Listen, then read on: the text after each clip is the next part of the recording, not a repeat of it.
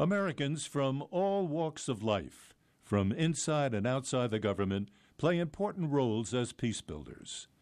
American diplomats have helped to create peace agreements that have ended some of the world's longest-running and most deadly wars.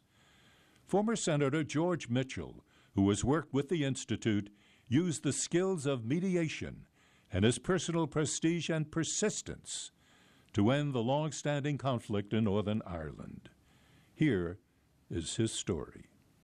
I'm George Mitchell, former United States Senator from Maine, Senate Majority Leader, and after service in the Senate, I went to Northern Ireland where, at the invitation of the British and Irish governments, I served as chairman of the peace talks, which led to the Good Friday Agreement of 1998, ending decades of conflict in Northern Ireland.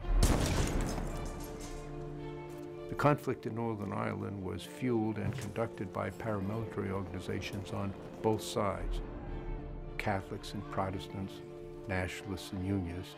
The level of violence was very high and quite brutal.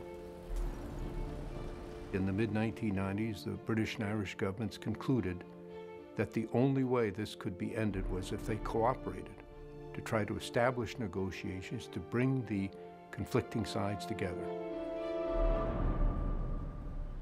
The principal negotiations lasted 2 years. I devised what are called the Mitchell Principles, which required the parties affiliated with paramilitary organizations to use only democratic and peaceful methods for advancing their political objectives.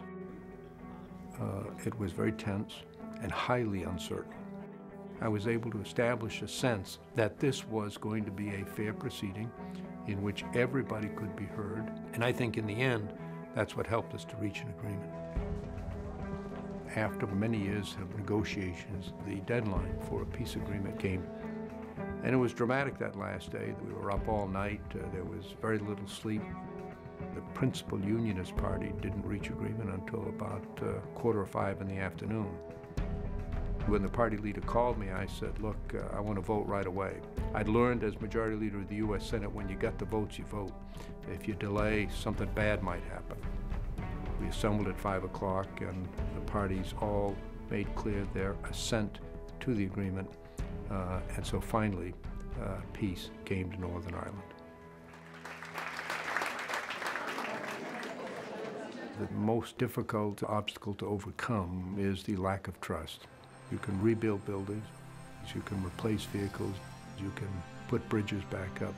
But the really important thing, to change what is in people's hearts and minds, takes much longer.